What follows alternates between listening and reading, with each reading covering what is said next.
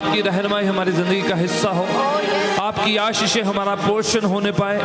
और पाकला में जैसे लिखा है, जितनों ने आपकी ओर ताका है वह शर्मिंदा नहीं होते हैं, उनके चेहरे खुदावन की रोशनी उसके नूर से भर जाते हैं।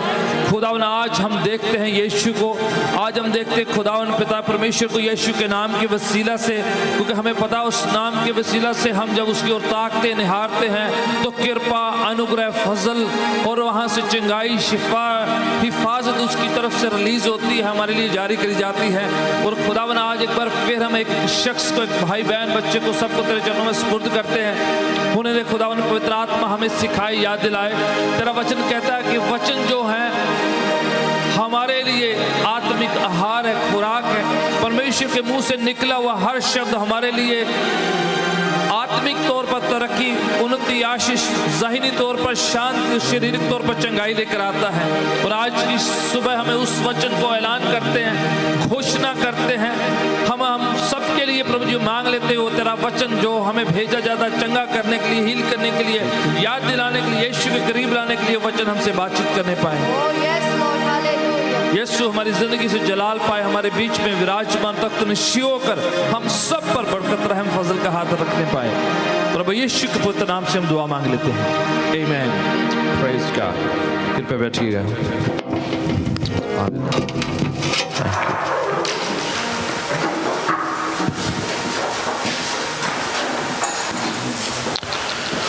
Praise God, hallelujah. खुदा का शुक्र करते हैं आज की सुबह एक बार फिर, जैसे ये महीना क्रिसमस को हम मनाते चले जा रहे हैं, तो आज एक बार फिर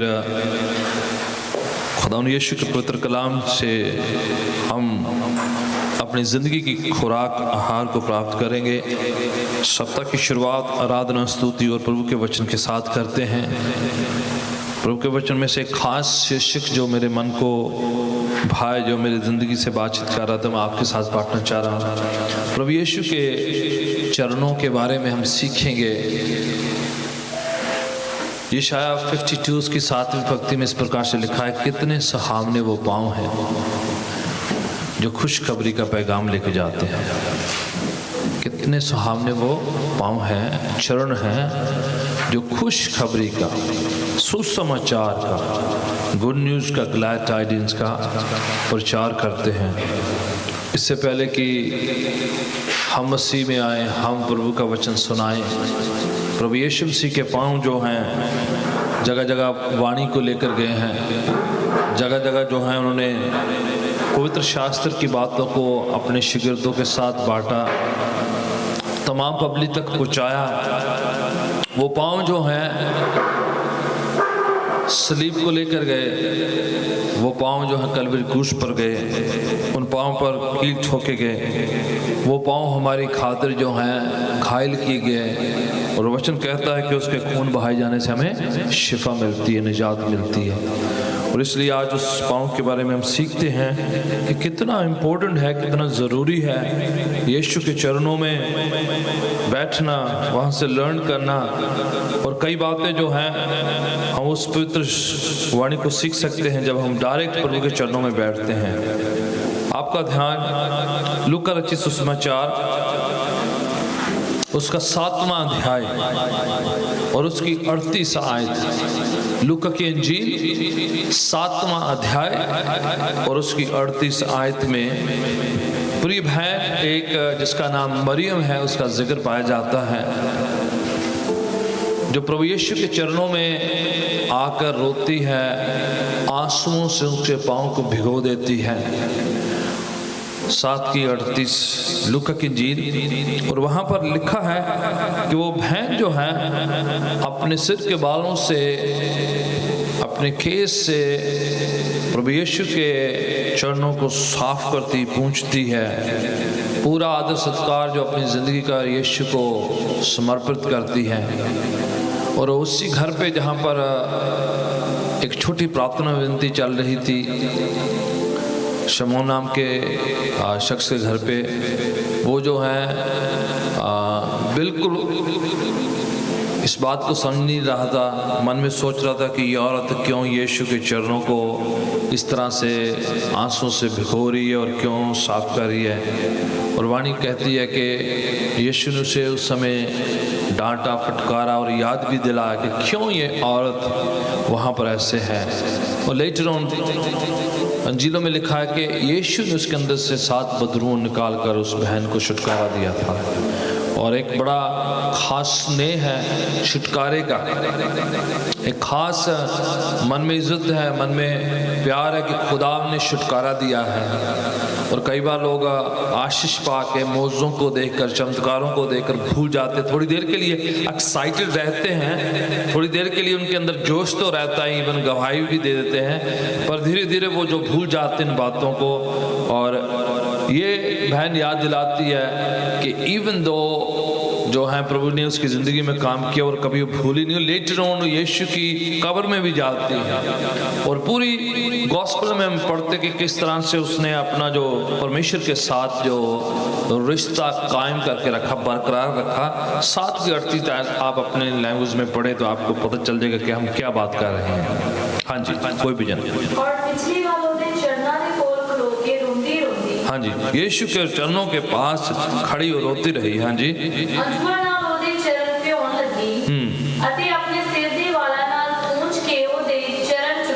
राइट।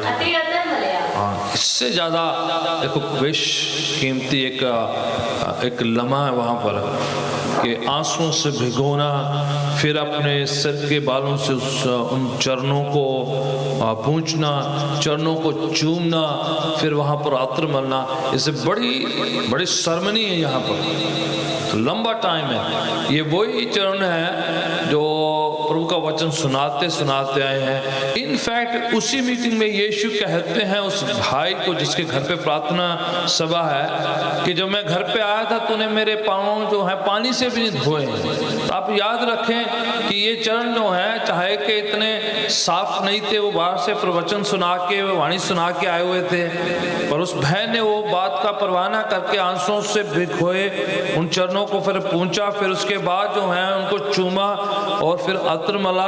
ये सब जो है एक खास भक्ति का एक्सप्रेशन है, आराधना की एक्सट्रीम हद है। और बड़ी ह्यूज मीटिंग नहीं है, सबके लोगों के बीच में दिखावा नहीं है, ये बड़ा वहाँ से पुरस्कार पाना नहीं चाह रही है, लोगों की वाहवाही नहीं चाह रही है। ये छोटी सी सभा किसी के घर पे है, शमौन कोड़ी के घर पे एक छोटी सी प्रार्थना सभा है, एक छोटा सा प्रेयर मीटिंग है, उसी में हो रहा है। और ये बहन एक्सट्रीम आराधना कर रही है, पूरा जो है अपना इज्जत, सत्कार, सम्मान, आराधना जो है पूरी फुल फ्लज जो है तरीके से पेश कर रही है। और ये बताया जा रहा है कि उसका खास है, ये नहीं कि यीशु के बाएं बैठना और दाएं बैठना और यीशु के पास खड़े होना और यीशु के पास खड़े होकर फोटो खिंचवाना, वो चक्कर नहीं था ये कि उनके दाएं बाएं बैठना, इधर उधर बैठना।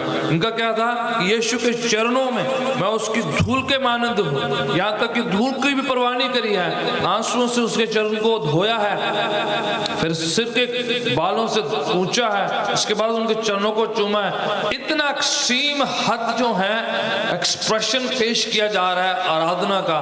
और कभी कभार हम इतने स्टिफ हो जाते हैं आराधना में, हमें लगता है कहीं हमारा जो है, कहीं हमारा सारा जो है जो तैयारी जो है उसमें गड़बड़ ना हो जाए, कहीं जो है हम इतना जो है कई बार वेल जो है ड्रेसअप हो जाते हैं कि कई बार आराधना जो है करने के लिए हमें लगता है कि ये सब चीज़ें रुकावट हो जाती है। बहन एक्सट्रीम कर रही है, कोई परवाह नहीं है, बालों से पूंछा जा रहा है, चूमा जा रहा है चरणों को। तो ये है कभी कभार हम जो है ग्रांटेड ले लेते हैं प्रभु यीशु को और सोचते हैं कि वो तो, उसको तो हमारी प्रार्थना का जवाब देना ही है, उसे तो मुझे बरकत देनी है, मुझे तो ये करना ही है कि डिमांड करते हैं कि जैसे हमने जो है बिल भरा हुआ है कि उसने करना ही, वो फंस गया है करने के लिए। नो, जो ये देखो उनकी जिंदगी में काम हुआ है तो एक्सप्रेशन क्या है कि खुदावन मैं कुछ भी नहीं, उसके चरणों में जाकर बैठी है और चरण धो रही है, चरण चूम रही है, चरणों में अत्र मल रही है। और ये सब जो है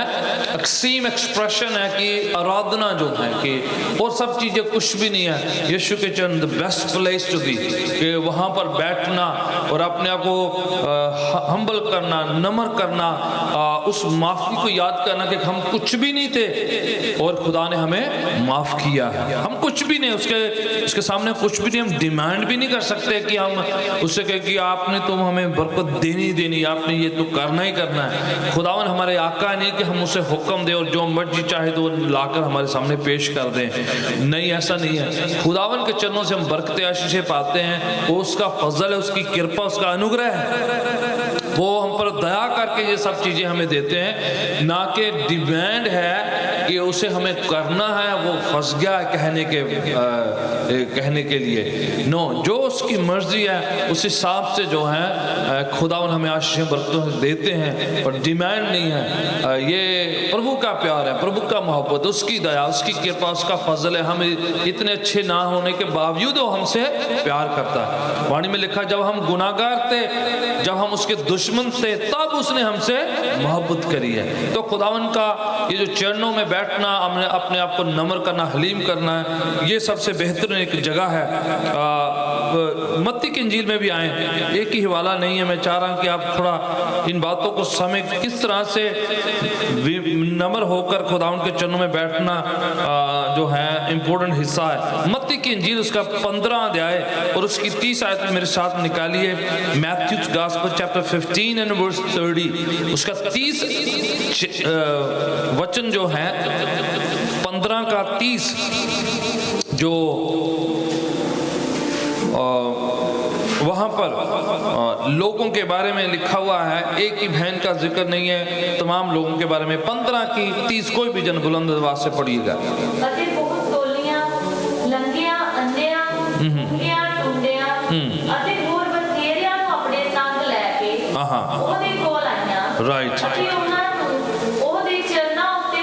राइट, हम किसके बारे में सीख रहे हैं? यीशु के चरणों की बात सीख रहे हैं। तो लिखा, बहुत से लोग टोलियां बना के, मल्टीट्यूड्स, क्राउड्स, अलग अलग ग्रुप्स में आ रहे हैं, अपने बीमारों को, लंगड़ों को, जो चल नहीं सकते, जिनको अलग अलग बीमारियां हैं, लाकर यीशु के चरणों में रख रहे हैं। ठीक है, डिमांड नहीं है, कोई कुछ नहीं है, लाकर यीशु के चरणों में रखा जा रहा है। ये उनको एक खास उम्मीद है कि यीशु के चरणों से कृपा, अनुग्रह, फजल निकलेगा।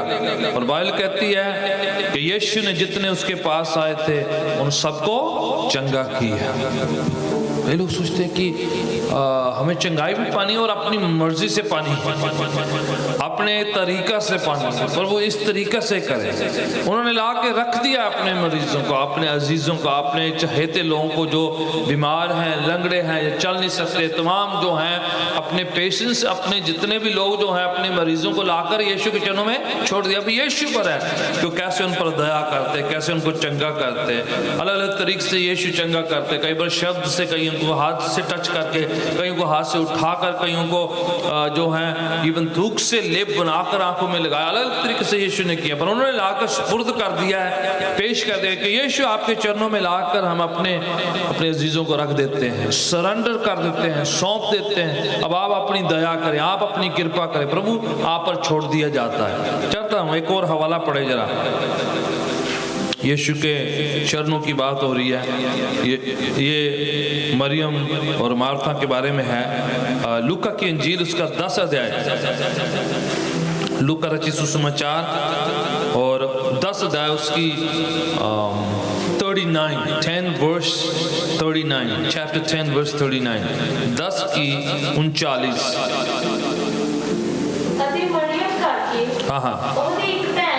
हाँ जी, मार्था और मरियम दोनों की बात हो रही है।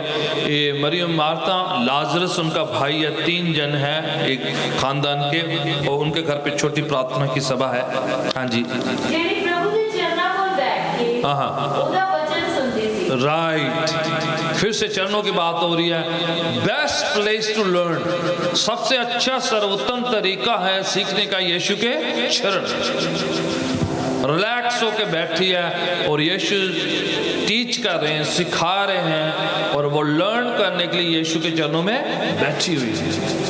ठीक है, और उसी की बहन जो मार्था है, वो मेहमान नवाजी में, खाना बनाने में और बहुत सी पकवान की तैयारी में लगी हुई है और उस चक्कर में बड़ी परेशान है, चिंतित है, फिक्रमंद है। और यीशु उसी प्रार्थना सभा में मार्था को डांटते भी कि तुम बहुत सी बातों की परवाह करते, तुम्हें हर बात की चिंता है, खाने की चिंता है, उठने की चिंता है, बैठने की, सब चीज़ों के बारे में परेशान होती है और गुस्सा करती, गिला करती, शिकायतें करती है। जब आदमी बहुत सी बातों की परवाह करने लग जाता है और यीशु के चरणों को भूल जाता है तो फिर वो थोड़ा जो है शिकायती से हो जाता है, रंजिश करने लग जाता है, परेशान हो जाता है, चिंतित हो जाता है। ऐसा कई बार हमसे भी हो जाता है कि लोग बहुत सी चीज़ों की परवाह करते रहते हैं, ये साउंड ठीक होना चाहिए, ये लाइट ठीक होनी चाहिए, ये कर्टन ऐसे लगना चाहिए था, ये वो होना चाहिए था, ये ठीक नहीं हुआ, वो ठीक नहीं हुआ। वो सारी बातें सोचते क्या हो जाते हैं, चिंतित रहते हैं, परेशान से रहते हैं, वो कुछ ना कुछ मन में चलता रहता और जो है गिला सा करते, शिकायतें करते। ये बहन मार्था उसी प्रार्थना सभा में बीच प्रेयर मीटिंग के यीशु को रोककर डांट रही, अपनी बहन को डांटने के लिए कह रही है। यीशु परवाह नहीं करते आपकी, और देखो मेरी बहन बैठी रहती है और काम नहीं करती, बड़ी सुस्त है, मेरी हेल्प नहीं करे। मतलब कि 3 तो लोग हैं वचन सुनने के लिए, 13 लोग प्रचार करने के लिए, यीशु और 12 शिष्य, 13 प्रचारक आए और कांग्रीगेशन कितनी है, 3।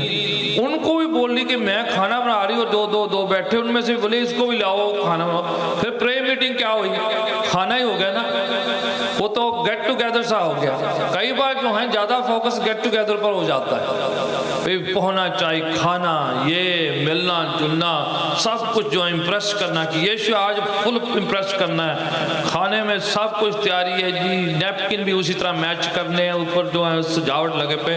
पर जिस काम के लिए यीशु आए थे, किस काम के लिए आए थे, प्रेयर मीटिंग के लिए, प्रवचन सुनाने के लिए, वो तो रह गया बीच में। बाकी सब चीजों पर इतनी तवज्जो पर यीशु के चरणों में बैठ के सीखने का काम छोड़ दिया। और उस दिन लिखा है कि मरियम किसी बात की परवाह ना करके टिकटकी लगा के यीशु के वचनों को सुन रही। और यीशु मार्था से कहते तुम बहुत चीज़ों की परवाह करती, इसलिए बहुत फिक्रमंद रहती है। मरियम ने सबसे अच्छा हिस्सा चूज किया है, चुनाव किया है, और वो उसे छीना नहीं जाएगा। This the best thing she choose कि प्रेयर मीटिंग है तो प्रेयर और वचन सबसे बेस्ट प्लेस है, और वही सबसे अच्छा तरीका है कि यीशु के चरणों में बैठ के उसके बारे में सीखा जाए। वो टाइम क्या है, प्रेयर का, प्रार्थना का, प्रवचन सुनने का, लर्निंग का। तो उसने बेस्ट चूज किया है, यीशु कहते हैं, और ये जो है उसे छीना नहीं जाएगा। आप करेक्ट करो अपने आप अपना दिमाग सेट करो, आप अपना पारा सेट करो, आप अपना प्रेशर ठीक करो।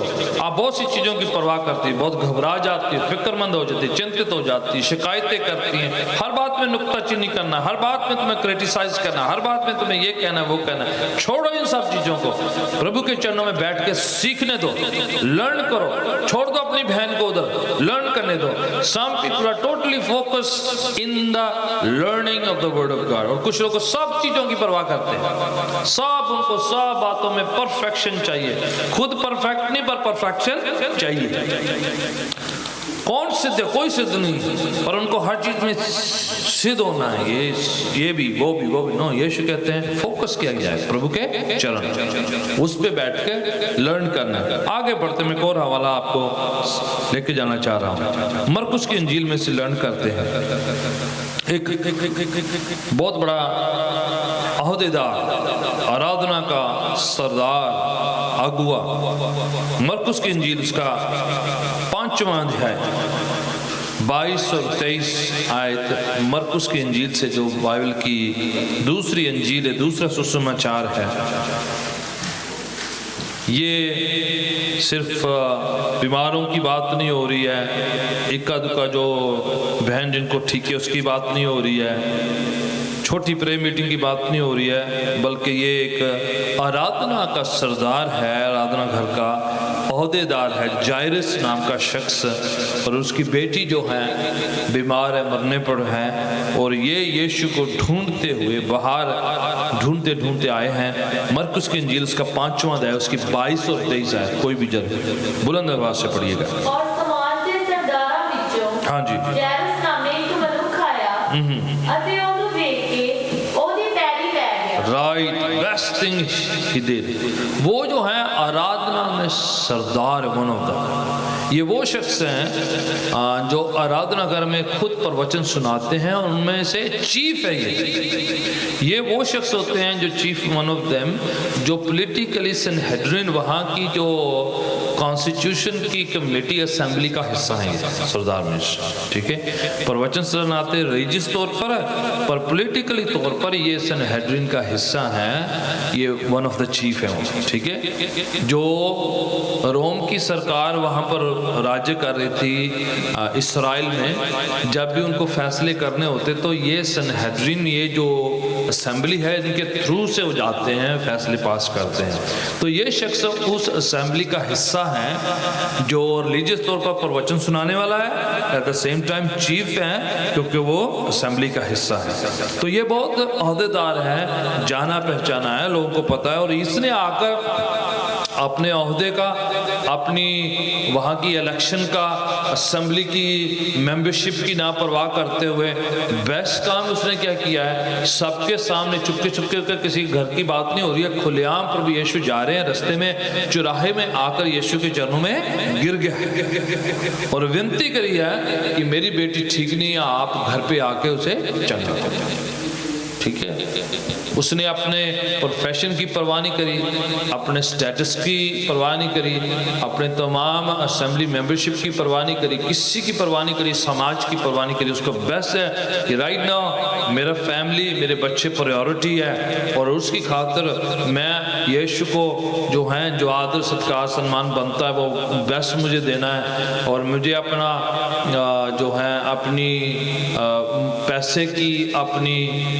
रुतबे की, अपने स्टेटस की नहीं परवाह है, ना उसे झाड़ना। क्यों होता कि स्टेटस की वजह से उनको झुकना भी नहीं होता, स्टेटस की वजह से उनको ताली भी बजाना, उनको लगता नहीं हम स्टेटस वजह से ताली नहीं बजाते हैं, उनको बिल्कुल स्टिफ से रहते हैं जैसे फ्रोजन से होते हैं ना, तो उनको लगता है कि हम बस जो स्टेटस ही सब कुछ लेके आ गए, he doesn't care for nothing. Right now Yeshu की कृपा चाहिए, उसका फजल चाहिए, तो उसके चरणों में गिर गया है। पढ़िए आगे क्या कहता है। हाँ, बहुत मिन्नतें करिए, डिमांड नहीं है कि प्रभु देखो मैं, हम तो बड़े ओहदेदार हैं, हम तो बड़े पढ़े लिखे हैं, हमने तो खुद प्रवचन देने वाला, मैं तो असेंबली का हिस्सा हूँ, मैं तो जो है आराधना में खुद प्रचार करने वाला, हमारा तो कुछ ध्यान रखा। Nothing, he began to beg him, उससे कहने लगे, गुजारिश विनती करने लगे, बहुत मेहनत करी है, प्रभु आकर मेरे घर पे प्रार्थना कीजिए, मेरी बेटी को चंगा कीजिए। हाँ जी, जो मेरी छोटी काकुमा नाव है, हाँ, चल के ओदे उत्ते अपने हाथ रख, हाँ, देखिए बिल्कुल प्रेज गॉड, सबसे सामने वो जो है इस बात को व्यक्त कर रहा है, खुलेआम चौराहे के बीच में ये बात हो रही है। तो प्रभु से दया, प्रभु से कृपा, प्रभु से फजल पाना है, बेस्ट प्लेस है उसके चरणों में गिर जाना, झुक जाना, ठीक है, ये बेस्ट प्लेस है। एक और जगह मैं आपको लेके जाता हूँ, लूका की इंजील उसका 17 अध्याय, चैप्टर 17 और उसकी 17 आयत। Luke's gospel chapter 17 and 16 verse, 17 verse 16। Luke's gospel, Luka रचित सुसमाचार 17 अध्याय और उसकी 16 आयत, 16वीं पंक्ति। हाँ जी, हाँ जी, हाँ जी, बिल्कुल, मैं शॉर्टकट आपको वहां पर बताया गया। ये वो है शख्स, यीशु ने 10 कोढ़ियों को शुद्ध किया, चंगा किया, और 10 में से 9 जाके भूल गए कि क्या उनके साथ किया। एक शख्स, सिर्फ एक कोढ़ी, अब देखें 10 ने चंगाई पाई एक ही साथ कोढ़ी आए, 10 के 10 चंगे हो गए, बाकी जाके भूल गए। उनमें से एक शख्स वापस आया और आकर यीशु के चरणों में गिर गया और शुक्रगुजारी करी। और ये होता है कई बार हीलिंग इतनी प्रायोरिटी कर दी जाती है और लोग कई बार हीलिंग लेने के बाद भूल जाते हैं कि किसने चंगा किया। 10 में कितना है, 10 10% वापस आया बस, है ना, 10 में से एक ही आया, बाकी 9 भूल गए भी किसने चंगा किया था, क्या करना है, वो कभी बाद में जाकर मिले भी नहीं, चर्च भी नहीं आए, संगति भी नहीं करी। उसमें से सिर्फ एक शख्स आया और आकर क्या किया, उसने यीशु के चरणों में गिर गया और थैंक किया, शुक्रगुजारी की, धन्यवाद किया कि यीशु आपने मुझे चंगा किया, thank you Jesus, thank you Lord. और यीशु से कहते तू चर्च में जा और जाके संगत में जो है उधर अपनी भेंट चढ़ा, जाके शुक्रगुजारी कर, यस तूने ये काम कर दिया, गो ना। क्या कह रहे प्रभु, गवाही दे, जाके संगत को बता, आपने इंडिविजुअली कर दिया, पर्सनली मेरे साथ कर दिया है, अब जाके लोगों के बीच में, दूसरे लोगों के बीच में भी इस बात की चर्चा कर और इस बात को जो है बयान करके प्रभु ने तेरे लिए क्या किया। इंपॉर्टेंट हिस्सा है साक्षी देना, गवाही देना, अपनी टेस्टिमनी को पेश करना, यस यीशु के प्रति शुक्रगुजार होना, उसके चरणों में गिरना और इस तरह बयान करना कि खुदावन की कृपा जो है हमें चंगा करती है। एक और हवाला मैं चारों पढ़ेगा, एक शख्स जो है, जो लूक्स गॉस्पेल चैप्टर 8 वर्स 35,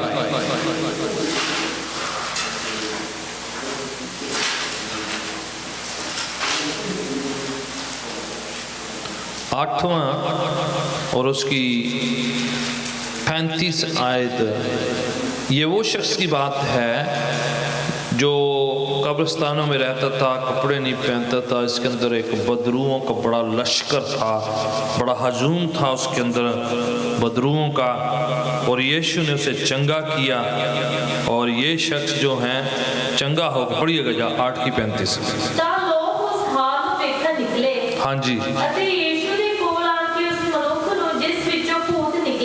हाँ जी, कपड़े पहनी ਅਤੇ ਸੂਟ संभाली यीशु ਦੇ ਚਰਨਾਂ ਲਾਗੇ बैठा देखिया, राइट, थैंक गॉड। देखो खुदा उनका कृष्णा, क्या हुआ कि ये आदमी कब्रिस्तान में रहता था, कपड़े नहीं पहनता था, अपने आप को घायल करता था, लोग इसे जंजीरों से, संगलों से, रस्सियों से बांधते थे, सबको तोड़ फोड़ देता।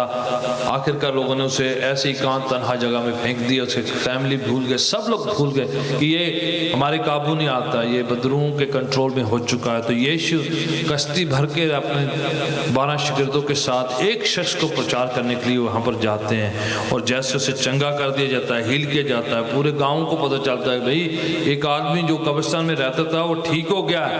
और देखते हैं आकर कि वो उसने कपड़े पहने हुए अपनी सूरत में है, अभी बिल्कुल अपने होशो हवाश में है, और कहाँ पर बैठा हुआ है, यीशु के चरणों में बैठा, बिल्कुल रेस्ट कर रहा है, रिलैक्स कर रहा है, सरेंडर किया हुआ है पूरा यीशु के चरणों में। प्रियजन, मैं आपको बताना चाह रहा हूँ कि यीशु के चरण बेस्ट प्लेस है जहाँ हम रिलैक्स होते हैं, कृपा मिलती है, हीलिंग मिलती है, चंगाई मिलती है।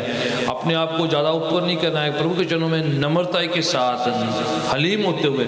रेवलेशन की किताब में जॉन कहता है कि जब मैंने उसका दर्शन को देखा, उसके बारे में देखा, तो मैं उसके चरणों में गिर गया जैसे अदमुआ हुआ। He was like dead person, Yeshu के चरणों में गिरा हुआ जब उसने उस रेवलेशन को देखा है। तो प्रियजनों, प्रभु के चरणों में बैठना, रिलैक्स करना, अपनी विनतियों को पेश करना, अपने आप को स्पुर्द करना, सौंपना बेस्ट तरीका है। इसके बजाय कि अपने आप को एलिवेट करते जाना कि मैं कितना जानता हूँ, मैं कितना अच्छा हूँ, मैं कितना बेहतर हूँ, मैं कितना दुआप्रस्त हूँ, मैं कितना रास्तबाज हूँ, अपने आप को ऊंचा करते रहना। उसके बजाय कि बेस्ट है कि खुदा उनके चरणों में नमन करना। पहला पत्र में लिखा है अपने आप को परमेश्वर के पवित्र हाथों के हेठ क्या करो, नमन करो, उचित समय में आपको ऊंचा करेगा। तो हमें नम्र करना है, खुदा में ऊंचा करेंगे। पाँव के बल खड़े होते हैं।